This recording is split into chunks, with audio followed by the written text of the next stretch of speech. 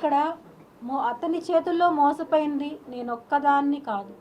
ఇంతకుముందు మానస అనే అమ్మాయిని ఘోరంగా మోసం చేశాడు.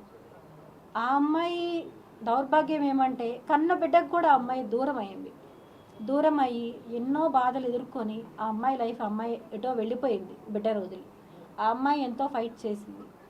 ఆ తర్వాత నేను వచ్చాను. నాకు ముందు ఎవరున్నారో నాకు తెలియదు. నేను నా సమస్యల మొదటైన కారణమైన మహిళ ఎవరైతే ఉన్నారో ఆ అమ్మాయికి వాళ్ళ ఇంటికి వెళ్ళి నేను చెప్పాను. వాళ్ళ పేరెంట్స్తో నేను చెప్పాను, ఇలా అతను మంచివాడు కాదు, మీ అమ్మాయి మోసపోతుంది అని నేను వెళ్ళి వాళ్ళ ఇంటికి చెప్తే ఆ అమ్మాయి ఆ రోజు నాతో అంది, లక్ష్మి అది నా ఇష్టం, నువ్వెందుకు మా ఇంటికి వెళ్ళి చెప్పావు, నువ్వు వెళ్ళి చెప్పడం తప్పు కదా అని నన్ను ఆ అమ్మాయి ఆ రోజు క్వశ్చన్ చేసింది.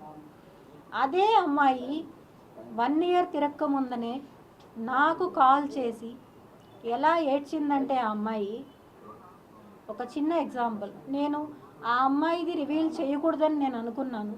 కానీ ఇప్పుడు కిరణ్ రాయల్ చేస్తున్న ఈ ప్రచారానికి ఇవన్నీ అబద్ధాలు, ఇవన్నీ ఏదో క్రియేషన్స్ అని చెప్తున్నాడు. దానివల్ల నేను రిలీజ్ చేయాల్సి వస్తుంది.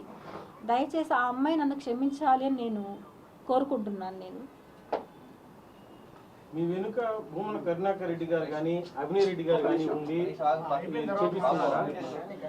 నాకు ఏ పార్టీలతోనూ సంబంధం లేదండి. నాకు ఎవరూ తెలియదు కూడా.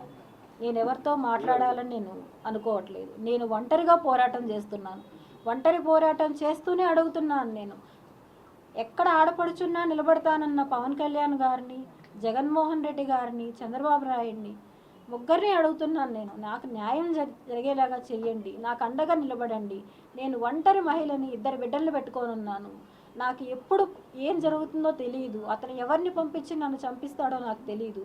నేను చనిపోయినా కూడా, నన్ను అతను చంపేసినా కూడా నా బిడ్డలకి న్యాయం జరిగేలాగా చెయ్యాలని చెప్పి చేతులెత్తి నేను అర్థిస్తున్నా.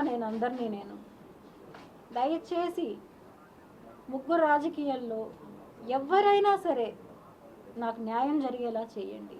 ప్రజలు చేస్తారా, అది పోలీసులు చేస్తారా, మీడియా చేస్తారా అనేది కాదు, నాకు న్యాయం జరిగేలాగా చేయాలని చెప్పి నేను అందరినీ అర్థిస్తున్నాను.